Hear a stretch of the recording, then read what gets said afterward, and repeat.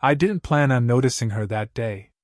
The sunlight had a lazy warmth, and the garden smelled faintly of roses and damp earth, a quiet perfume that made the air feel thicker. But then she was there, leaning against the curved wooden bench, her fingers tracing the grooves in the weathered wood, as if memorizing it, and suddenly, I noticed everything. She looked like she belonged somewhere between memory and dream. Not old, not young, just luminous. Her hair was streaked with silver, framing a face that had seen too much and yet softened with something like grace. The corners of her mouth hinted at secrets she wasn't ready to tell. And her eyes, God, her eyes, were the kind that watched without demanding, that seemed to hold quiet stories she never spoke aloud. I lowered myself onto the bench beside her, careful not to invade her space, though the garden seemed to shrink around us. My knee brushed hers. She didn't flinch, and the smallest shift of her body brought her hand so close to mine that I felt the warmth before I even realized it. My fingers twitched, and hers didn't move, though I swore she knew. "I didn't expect anyone else today," she said, her voice soft, a little uneven, like she was testing herself against saying more. "Neither did I," I said, and I meant it in a way that went beyond small talk. I wasn't sure if she heard it the way I meant it. She tilted her head, studying me, and for a second, the air between us seemed to vibrate, charged with something neither of us named. The sun dropped lower, filtering through the leaves, making patterns across her skin. I noticed how the light kissed her collarbone, the subtle curve of her wrist as she adjusted a stray strand of hair. My gaze lingered longer than it should have, but I couldn't help myself. She wasn't asking for attention, but somehow, she gave it anyway, through the tilt of her head, the way she let her fingers hover near mine, the faintest sigh that might have been meant for me. I wanted to speak, but words felt clumsy. Instead, I shifted, just a little closer, letting my shoulder almost brush hers. The warmth hit me like a quiet confession. She glanced at me then, slowly, like she was weighing whether this closeness was safe or dangerous. Her eyes softened, and for a moment, it felt like she could see through me, the parts I'd been trying to hide, the reckless hope in my chest. Then she laughed, low, slightly surprised, like a candle flickering. It wasn't a sound I could ignore. "You sit just like he used to," she said, almost under her breath, looking at me with a tilt of her head that made my pulse stutter. I froze, unsure how to respond. That wasn't a compliment. Not really. Not fully. But it landed somewhere deep, a spark in the hollowed-out spaces I didn't know I carried. Her gaze lingered, and I felt something I hadn't expected, an ache of recognition, of possibility, of something forbidden yet thrilling. The quiet settled again, thick enough to hear the rustle of leaves, the distant hum of life beyond the garden. I wanted to reach for her hand, but my own remained still, caught in the tension of waiting, of testing, of silent invitation. And then, just as the moment hung between us, poised on the edge of something I couldn't name, the garden gate creaked. Someone, or something, interrupted the spell, and she looked up, startled, her eyes meeting mine for a split second longer than necessary before she straightened, composed herself, and let the tension snap like a brittle wire. I stayed seated, heart racing, my fingers aching to bridge the space she had left. But the question remained, heavy and unspoken: would she let me closer, or was this as far as I would go? I kept thinking about the way her hand hovered near mine that afternoon, how the sunlight had caught the silver strands in her hair like it wanted to mark them sacred. When I returned the next day, the bench felt impossibly small. I found her already there, arms crossed loosely, her gaze tracing the cracks in the stone path as if she had rehearsed what she would say. "You came back," she said, and there was something in her voice that trembled just enough to feel human. I wanted to see the garden again," I mumbled, though the lie stuck like a stone in my throat. She raised an eyebrow, not accusing, just observing, and I realized she had always been good at noticing everything, even the unspoken. The afternoon stretched quietly, heavy with things either of us dared say. I watched her lean forward, elbows on her knees, eyes scanning the flower beds. I noticed the faint scar near her wrist, the one she must have carried for years, and the tiny tension in her shoulders that suggested memory she didn't volunteer. Maybe that was why she was beautiful in the way she was, because she had endured, and she had survived. She started, then stopped. Her words hovered, unfinished, and I waited, afraid to fill the silence with the wrong thing. I didn't always live here, she said finally, voice low. I moved back after everything ended. Everything? I asked, though the answer felt obvious. She looked at me then, directly, and for a moment, the space between us contracted. My husband, he died years ago. And before that, I made choices. Some I regret. Her lips tightened, not quite a smile, not quite a frown. I could see the flicker of longing in her eyes, the same longing I sometimes felt in myself, like reaching for something you knew you might break. I wanted to reach out, but I held my hands in my lap. Instead, I said quietly, I know what it's like to feel out of place. Like the world expects you to stay small, stay quiet. Her shoulders shifted slightly, almost imperceptibly toward me, a micro-movement that made my pulse spike.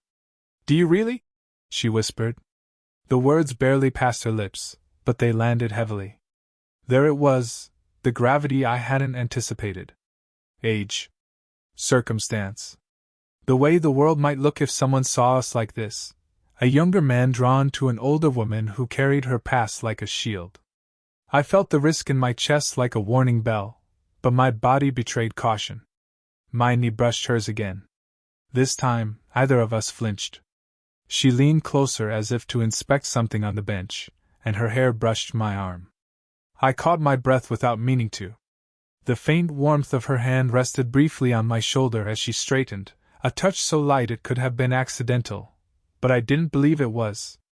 I don't usually talk like this, she said, eyes flicking away, a flicker of embarrassment or perhaps fear. I forget sometimes that people actually listen. I'm listening, I said softly. My words were simple, but they carried weight. I watched as she processed them, hesitated, then allowed herself to lean into the space near me. The air between us seemed to thrum, a quiet electricity.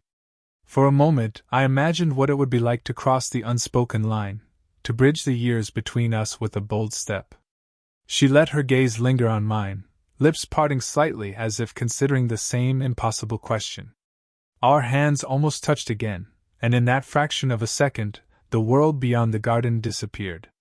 Then she smiled, a real smile this time, a fleeting mix of mischief and vulnerability, and I felt something shift inside me. That small, stolen connection, that nearly touching hand, was enough.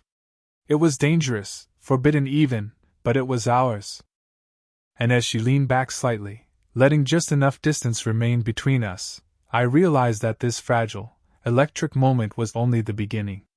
The bond was forming, not in words, not yet, but in the way our silences fit together, in the space our bodies unconsciously sought to fill. I left the garden that day with my mind buzzing, heart unwilling to settle, and the echo of her gaze pressed against the back of my eyelids, insisting on being remembered. The next afternoon, the garden felt smaller than before, as if the walls of leaves had crept closer, enclosing us in a private world we weren't supposed to have. She was already there when I arrived, book open but unread, eyes scanning the horizon as if measuring who might intrude. I sat down carefully, aware of how close the bench seemed now. Her shoulder brushed mine, not enough to be startling, but enough to send a jolt through me. My pulse spiked. I wanted to pull back, but my body refused. I thought you might not come, she said, voice low, almost teasing. I hesitated, watching her fingers trace the edge of the book. I couldn't stay away. The words felt reckless, exposed. She tilted her head, lips parting slightly, and I caught a faint scent of her perfume, warm, faintly floral, and utterly disarming. Our conversation stumbled into silence. I noticed the fine lines around her eyes, the slight tremor in her hands as she set the book down. I wanted to reach for her, to steady her somehow, and yet I didn't. I stayed frozen in the space between wanting and fearing, listening to the rustle of leaves, to the birds in distant trees. Then, a sudden sound, a phone buzzing in her bag, startling in the quiet. She fumbled with it, eyes widening. A message, probably from someone expecting her elsewhere, maybe even someone judging this closeness we were cultivating. She looked at me quickly, almost apologetically, and I felt a pang of guilt slice through my chest. I should. She started, but didn't finish. Instead, she leaned a fraction closer, and I felt the warmth of her breath brush my cheek. Our faces hovered, suspended in the unspoken, the air between us thick with tension. My hand itched to touch hers, to bridge the gap, but I stayed still, caught in the gravity of the moment. I shouldn't, I whispered, barely audible, my own hesitation mirroring hers. But our eyes held, lingering, and the unspoken admission hung between us heavier than words could carry. My chest thudded, fast, erratic, and I realized I was closer to her than I'd ever allowed myself to be. A shadow moved across the path. I flinched. She straightened slightly, hands pressed together in her lap, though the closeness remained. The world seemed to intrude for only a second, and then it was gone, leaving us suspended again, tethered by the electricity we couldn't name. Our knees touched now, deliberate, tentative. I could feel her pulse through the thin fabric of her dress. She brushed a stray strand of hair behind her ear, fingers lingering almost on my cheek before retreating. I swallowed hard, fighting the urge to close the final distance. She faltered again, gaze dropping, lips tightening. The words weren't coming, but the near confession, the truth pressed against her chest, was loud enough for both of us to feel. I reached just enough to graze her hand with my fingertips. She didn't pull away. Instead, she let her hand rest there a fraction longer, a whisper of permission, before shifting slightly toward me. Our breaths mingled, our silence roared. I wanted to say something, anything, but nothing could capture it. Not guilt, not longing, not the dangerous thrill of being so close. Instead, we stayed like that, shoulder to shoulder, fingers brushing, hearts hammering, pulled closer than ever, even as every rational thought screamed to stop. And in that suspended moment, the garden around us felt impossibly intimate, a world condensed to two people, two bodies, and a tension that neither could, or wanted, to release. The late afternoon sunlight slanted across the garden, painting everything gold, but even that warmth couldn't mask the tension curling between us. I hadn't realized how tightly I'd been holding my breath until she shifted, brushing her shoulder against mine, and the shock of proximity sent a shiver straight through me. I can't stop thinking about you, I admitted, the words rushing out before I could stop them. My voice was low, almost desperate, as if saying it aloud might either free me, or ruin everything. She froze, eyes wide, mouth slightly parted. The bench suddenly felt too small, the air too thick, the world outside the garden irrelevant. Her hand moved, slowly, carefully, lifting a loose strand of hair from her face, tucking it behind her ear. Her fingers brushed my cheek in the smallest, most deliberate gesture, and my pulse thundered. Every nerve in me screamed, every rational thought drowned beneath a tide of longing I could no longer contain. I shouldn't, she whispered, though the tremor in her voice betrayed her. Her body leaned toward mine almost imperceptibly, a subtle confession written in the curve of her spine, the tilt of her head. The scent of her, warm, faintly floral, undeniably intoxicating, hit me like a warning bell I didn't want to heed. I swallowed hard. I know, I murmured, barely audible. But my hand moved of its own accord, brushing against hers, feeling the warmth beneath the skin. Our fingers twined, a slow, hesitant claim that made my chest ache. A sudden ache of fear and jealousy flared inside me.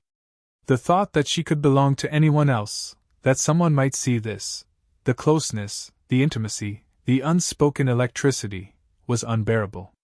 My grip tightened slightly, almost unconsciously, and I caught her glance. She didn't pull away. Instead, her lips parted in a faint exhale, as if daring me to go further. I leaned closer, just enough for my lips to brush against the curve of her ear.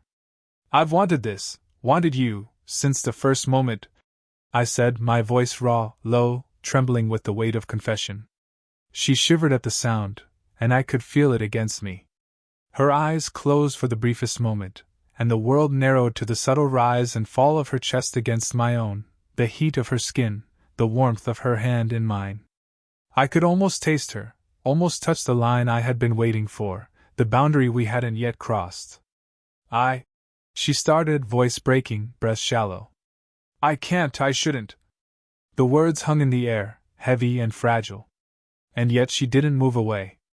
Her hand rested against my chest, fingers pressing lightly, as if testing me, daring me, inviting me.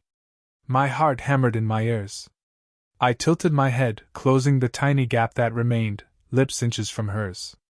Time seemed to fracture. Every heartbeat was a drum in the quiet garden, every second stretched taut, every glance and breath charged with danger. And then, just as I was about to close the final distance, to cross the line we had been circling for weeks, a sound shattered the moment. The distant click of the garden gate opening, a footstep on the path. Her eyes snapped open, wide, a mixture of alarm and lingering desire in her gaze. I froze, suspended between the pull of want and the reality of the world intruding. The kiss hadn't happened. Yet. But the air between us vibrated, charged, irrevocable. Everything had changed. The morning had been quiet, deceptively calm. I arrived at the garden with the same sense of anticipation that had been settling in my chest for days, only to find her already there, sitting straighter than usual, a letter clutched loosely in her hand. The sunlight caught the paper, making it look almost like a warning. I didn't want you to see this yet, she said softly, voice strained. Her eyes, usually steady and luminous, flickered with something I couldn't immediately name, fear, perhaps, or guilt. I crouched beside her, careful not to touch, though every instinct screamed to bridge the distance. See what? She exhaled, a shaky breath that made her shoulders quiver. It's from my neighbor. They overheard something. About us. Her hand shook as she held up the folded paper, the edges crumpled. They think they know. They think we're. She stopped, unable to finish, eyes dropping to the ground. I reached instinctively, brushing my fingers against hers, just to steady her. The contact made her shiver. My heart slammed, because the danger, the exposure, only intensified what I felt. We're careful, I whispered. My voice cracked slightly. No one has to know. Her gaze lifted, lingering on me, a mixture of longing and fear swimming in her eyes. The tension that had always simmered between us now crackled like fire. I noticed how her breath caught when our knees touched under the bench, the way her hand trembled as it rested near mine. Every micro-movement, every subtle hesitation, was amplified, like a spotlight on our unspoken truth. I've been lying to myself, she admitted, voice low, almost a confession to the wind rather than to me. I've told myself it's just attention or fleeting desire, but... Her words faltered. I leaned closer, careful not to overwhelm, but the pull between us was undeniable. Her eyes flickered to my lips, then back to mine, and I felt my own restraint falter. I wanted to close the distance, to kiss her and erase the fear, the secrecy, the walls we had built. But she stepped back, just enough to remind me that the risk was real, tangible, terrifying. I can't, she whispered, almost to herself. Her hand pressed to her chest as if holding back her own desire, and I noticed the subtle tremble in her fingers, the catch in her breath. I mirrored her hesitation, leaning in, then pulling back slightly, caught in the cruel gravity of wanting and fearing at the same time. A laugh escaped me, soft, unsteady. It's dangerous, I said, though the words felt absurd. Dangerous? Everything about her was dangerous. Every look, every brush of skin, every sigh that hung between us was perilous. And yet, irresistible. Her hand moved again, brushing the paper aside, reaching almost to my chest before hesitating. Our eyes locked, and for a heartbeat, the garden didn't exist beyond us. The risk, the threat of discovery, the knowledge that someone might see, it only sharpened the edge of our desire. I don't care who thinks what, I said finally, voice low, urgent. I stopped, not trusting myself to speak the rest. But the meaning was clear. My body spoke for me, inching closer despite the hesitation, caught in the magnetic pull that neither of us could deny. She leaned into the space I offered, just a fraction, letting our hands almost meet, letting the air between us vibrate with what had been simmering too long. The fear was still there, sharp, insistent, but it no longer restrained us entirely. And then, with her eyes locked on mine, she made a subtle nod, almost imperceptible, but deliberate enough to shatter the last fragment of restraint. We were both on the edge, trembling, wanting, aware of the risk, and yet there was no turning back now. Whatever came next, it would change everything. The garden was silent except for the occasional rustle of leaves and the distant hum of the town beyond the gate. But between us, the world had narrowed until nothing existed outside this space: the small bench, the warm sun, and the tension that had been building for weeks. She sat there, shoulders slightly hunched, eyes flicking to mine, unsure. I felt the pull of every glance, every hesitant movement, every almost touch that had marked our slow burn. My own hands itched to close the gap, to feel the brush of her skin against mine, to finally let the quiet longing erupt into something undeniable. "I can't," she started, voice breaking, but I interrupted with a whisper, soft, tremulous. "I don't want you to walk away." Her breath caught, and I could feel the quickening beat of her heart against my chest. I leaned closer, careful, tentative, letting the warmth of my body press gently against hers. Our knees touched now deliberately, our hands almost meeting but hovering in that charged space between want and restraint. "I've been afraid," she admitted, eyes closing briefly, voice low. "Afraid of what everyone would think. Afraid of losing control." I reached for her hand, letting my fingers lightly graze hers. She flinched, then didn't pull away. The air between us thickened, heavy with unsaid words, with months of hesitation and stolen glances. My thumb traced the back of her hand, slowly, almost reverently. "Then let's not think about anyone else," I murmured, voice barely more than a breath. "Just us. Right now." Her eyes opened, searching mine, vulnerability and desire mingling in a way that left me breathless. She leaned in slightly, just enough for our foreheads to nearly touch, the warmth of her breath brushing against me. I felt her exhale, soft, hesitant, and the weight of the moment pressed down on me like a tidal wave. For a heartbeat, the world hung in balance. Step back, stay safe, keep the rules, our history of restraint and caution. Or lean in, surrender to the ache that had grown between us, the pull that neither words nor reason could deny. I made the choice for both of us, letting my lips hover over hers for the smallest fraction of a second, testing, waiting, measuring. She responded instantly, leaning closer, her hand resting lightly on my chest, feeling the thrum of my heartbeat. Not a kiss, not yet, but a promise, raw and human, messy and perfect in its incompleteness.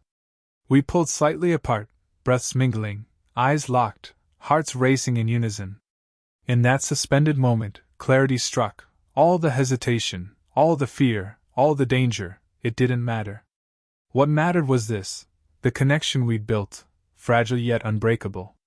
"I see you," she whispered finally, her voice steady, trembling only with relief. "All of you. I see you," I replied, letting my hand rest over hers fully now, holding it as if letting go would break us both. The tension didn't vanish, it softened, transformed into understanding, into a quiet acknowledgement of what we had dared to feel.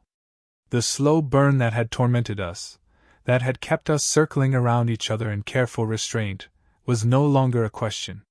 We didn't need to speak more. The proximity, the shared breaths, the lingering touches said it all. For the first time, we were fully seen, fully present, fully alive in the same space. And though the garden remained quiet, everything inside us had finally spoken. The garden felt different that evening, quieter, softer, as though it had been waiting for us to finally stop circling, stop holding back. We sat side by side on the old wooden bench, shoulders brushing, knees touching, no need for words to fill the space. The warmth of her hand in mine was steady, grounding, and I let myself sink into it, into the small miracle of being allowed this closeness at last. She tilted her head toward me, and I brushed a strand of hair behind her ear, letting my fingers linger a moment longer than necessary. Her eyes met mine, and for the first time, I saw all the vulnerability, all the past regrets, all the longing mirrored there, and it no longer scared me. It made her human. It made her beautiful. "I was so afraid," she whispered, leaning just enough that her forehead brushed mine. Her breath mingled with mine, warm and familiar. "I thought I'd lose myself, or you." "You won't," I said softly, tilting my head so our foreheads rested together. "I'm not going anywhere." We stayed like that for what felt like hours, though the sun had already begun to dip below the horizon.